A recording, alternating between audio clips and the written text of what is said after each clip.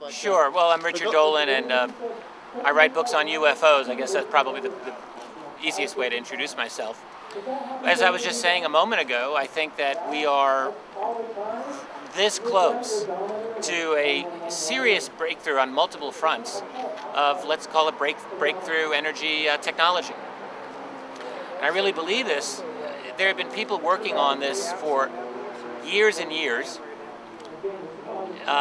But I think what's different now is that we're just at the point where we're going to be able to have a kind of a technology that allows us, instead of having a kind of a hierarchical control of, inventor comes up with an idea, then has to find investors, and then has to find a company to produce. I don't think that's going to be the case in the next few years. I think what's going to happen is that hierarchical system is going to be replaced by something more horizontal in the sense of sharing of intellectual property. What we're going to see is more and more sharing of breakthrough technologies. And the difference is that we are just now developing the capability of producing them on our own.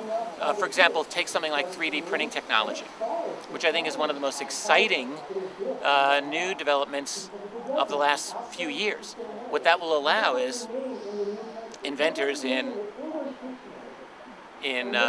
Italy or in India or in China or in Kansas City or anywhere else who have their concept of, let's say, a free energy device, whether it involves cold fusion or thermoelectric or some kind of electromagnetic system, to put that up on the web as a 3D design. And people around the world are going to be able, before very long, to download those. And then with, it's something that you could touch and feel by the time it gets to the other end. I mean, you have to kind of explain that to the public. Well, right. What we're going to see is 3D printing is this whole new area. This is absolutely reinvents everything, and it's going to allow for a true free market of invention and of distribution that has never ever existed before. 3D printers today basically are doing extruded plastic. Now in Japan they can 3D print metal, I believe. But you have medical institutions that are talking about 3D printing organic material. And we're going to be 3D printing integrated circuits before very long. I mean, the capabilities are going off the charts. 10 years from now, 10 years from 2013, I really think that we'll have the capability of many people starting up small, very small companies and being able to reproduce designs that are, today we would consider off the charts, but we'll be able to do it easily in about 10 years. Well, that's just incredible. In 10 years. I think so. Wow. Right now, they actually, it was a 3D printing of a cage for bacteria. In other words, I just read this in the news today. Scientists created, through 3D printing technology at the microscopic scale, a cage. I don't know what else you can call it, a cage for bacteria. And they just printed it. How they did it, I don't know. But the point is that this technology is going way faster than anyone would be expecting.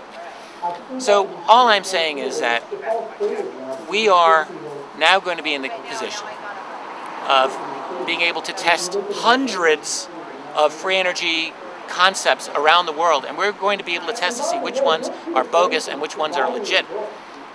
Within another decade or two, there are going to be a number of these that ordinary people are going to have access to. So what will be the best free energy solution? I don't know. Will it be some version of cold fusion? Maybe. Will it be something else? Something relating to zero-point energy? Don't know. Doesn't matter. One of them is going to work, or several of them may work.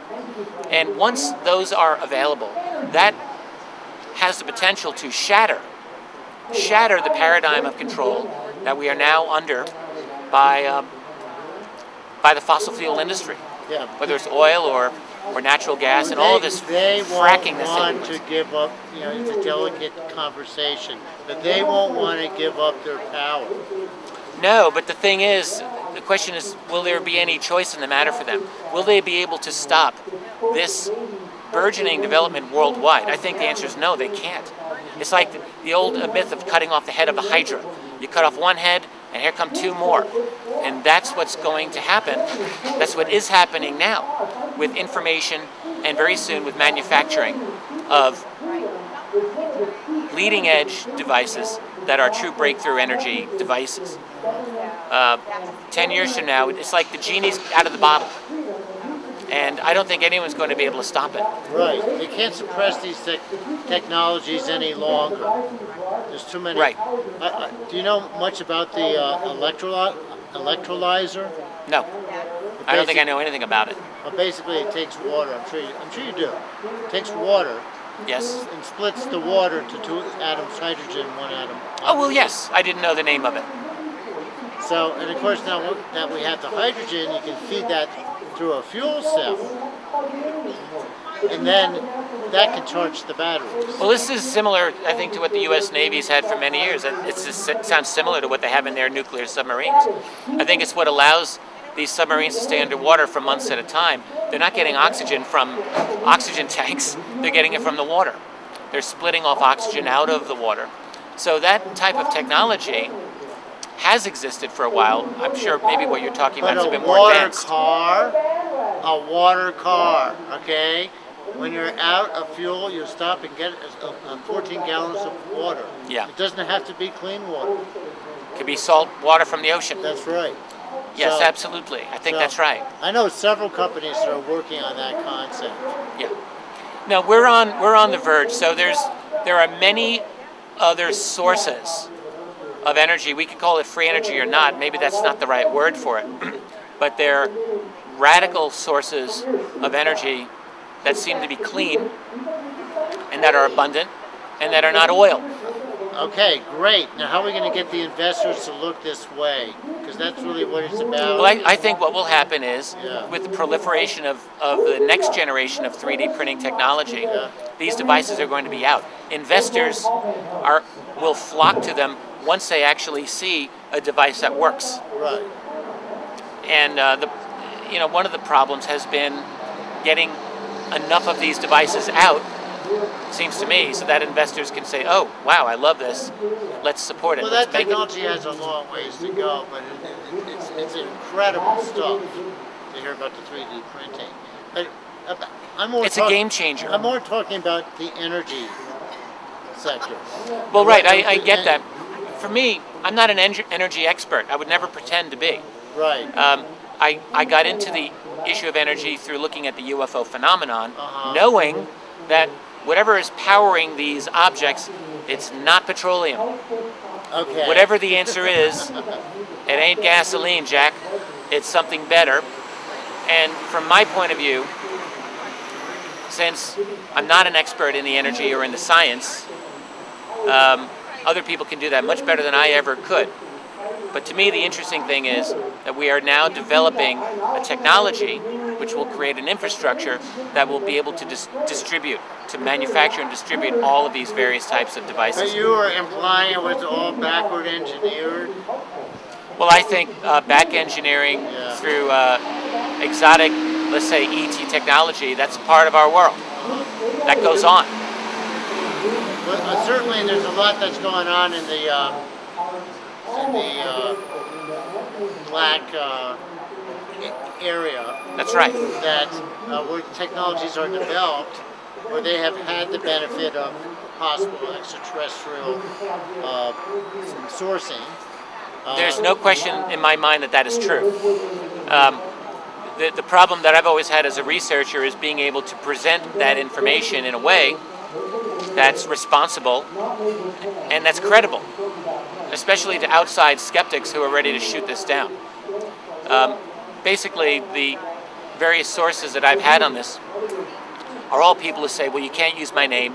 I've had this conversation with this Defense Department leader or with that president and so on, and they tell me things and they tell other researchers things. And that sounds great, but talk is cheap. So what any responsible researcher has to do, I think, is to find a way to present it so that it's believable and that it's testable by outside people. Independent testing. Exactly. Okay, and that's where the companies I represent are right now. They're independently testing a new kind of battery system and then again, this thermoelectric generator I was telling you. Right. So, in fact, since I was in Boulder, I stopped in on the NREL Labs, National Renewable Energy Laboratories. Yes. Okay. And to talk to them about potentially promoting the thermoelectric generator, because it's not just about the wind that they were producing at that farm that I visited, but it was also the power stations linked with those. That alternate energy flows in. And the point is just to create a remote power station that's owned by the homeowner or community that can provide all their powering needs. The problem will always be, right now, it's nearly impossible for private individuals, homeowners, to be able to go off the grid, as it were, to get these types of sources of energy. And it's just tremendous legal obstacles that they face. But what I'm thinking is what will happen is there will be all kinds of people doing this technically illegally, but it's not going to stop them because these devices are going to become mass produced. Yes, but illegally or not, it won't matter. They need investment of $5 million, $10 million. I don't know about that. I don't know if it'll be necessary because it'll be like the Pirate Bay meets the world of manufacturing. I'm not shitting you, man. That's what it's going to be. Okay. In other words, illegal file sharing of certain technologies that are probably classified right now. All right. Tom Vallone is here at this, and I know and really respect Tom. And he's talked about all kinds of patents for breakthrough technology, breakaway that has become classified. Right. So, like in other words, our future is being held hostage right now by someone may come up with a really great breakthrough, and it's classified. Now, what's going to happen in the future, the near future, is that there'll be other people who will come up with their own versions of technology that turns out to be classified. But guess what? It'll still go out there on the web. People will still have the ability to download those files and those CAD programs, CAD drawings. Big garbage truck going by here. They will have the opportunity to download them. They will produce them on their own, legally or not, doesn't matter. People around the world are going to be doing this, and they're going to be going off the grid. They will have their own energy devices, whether it's the type that you're describing or some other. To me, it's irrelevant what type it is. Well, there's going to be some challenges legally when that's done. I mean, people, that's right. I mean, people are fighting to take water off their roofs. That's exactly right. And but who's going to win this fight when you have an entire world of billions of people who within another generation from now are going to be getting access to all of these types of devices, and no one's going to be able to stop them for long. Well, it would be nice if we could do it more mainstream and get some investors into these companies, even though they're just I don't think it'll happen mainstream. R&D. Well, actually, we're getting the too many legal I have in mind are getting bites. In fact, one company just got $2 million. So well, when they bump up against the interests of big oil, which basically owns everything related to our political system, and they're going to find all kinds of, I think, legal blockades stopping them. But that's only going to be a temporary thing. So we're going to have civil disobedience, like Hiroshima. Yeah. There's no other way. There's no other way to forget working within this very micromanaged, top-down system. It's failing us. What will succeed is when people bypass that system of hierarchy and they just start doing their own thing. And what I'm saying is that we're at the point now. We're just seeing the beginnings of it, where this is going to happen. I see the way that it'll happen. And they're going to go around the whole legal system. I see a special breed of risk-taking investors coming in, seeing the future, knowing that they can come in early and get a good deal on the stock of that company, and that stock could go 100 times. Oh, that could have. I wouldn't argue against that. I think that will be another avenue of attack. Right. Did you see that series, The Men Who Built America? No. Just great. It covered the Rockefellers, Carnegies, right, et cetera, et cetera. It was an amazing series, and what was said about those men is that they were the risk takers. They put everything on the line. Right. That was the story of oil. That's right. He put everything on the line. Yeah. To make his company. Well, it could happen that way, but I think we are looking at a real potential for something much broader based. Free file sharing. Just like what happened, a decade ago with, more than that, with Napster and music file sharing, and that was illegal, but people still did it.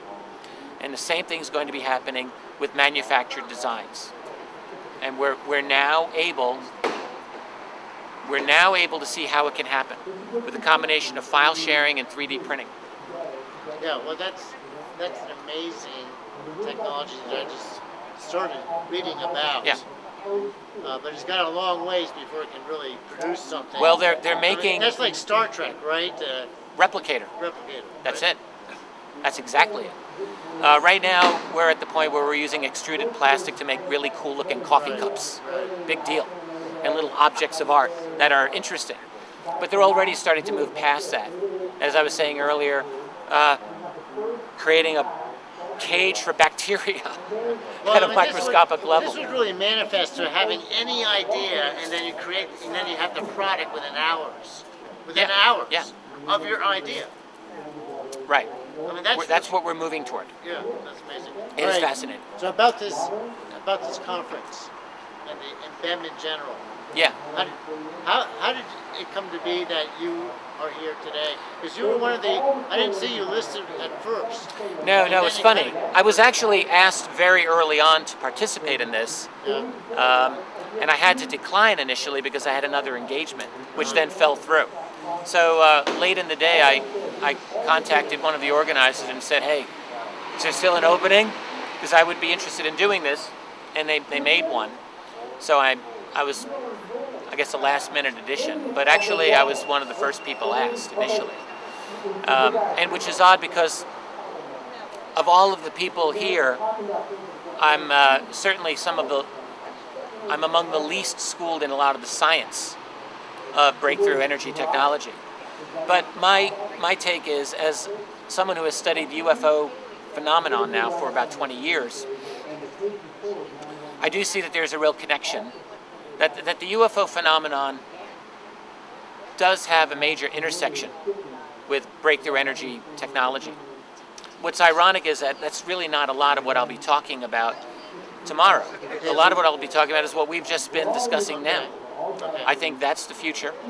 There is, the whole UFO thing is tied in. And I've come to feel that one of the main reasons against a real open UFO disclosure is related to energy. Exactly. Because all the president has to do is make some announcement and say, yes, this phenomenon is real. One of the first questions that people will ask is, well, great, so what powers these objects? We'll figure it out. It's not gasoline. Whatever the answer is. And implicit in an answer to the UFO problem is a post-petroleum world.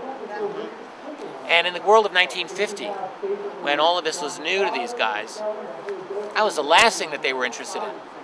They were sitting on top of the world with oil.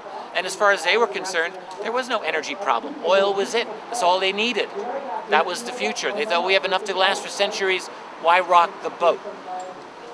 We have, we own all the oil. We're not going to threaten that. But this isn't 1950 anymore. And we clearly have a global infrastructure based on oil that's failing. So we need a new direction. And what we're seeing now is brilliant people around the world are finding those solutions. But they have been prevented again and again by legal problems, by running into classified technologies, and they're not able to get these technologies out to the people. But as I'm saying, that's about to change.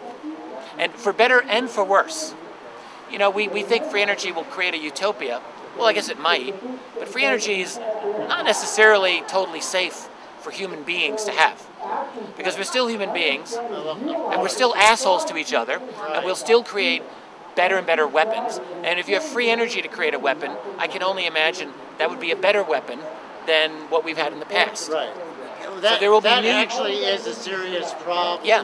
Imagine what would have happened during the First World War if one nation had free energy technology. I mean, my God. Or World War II.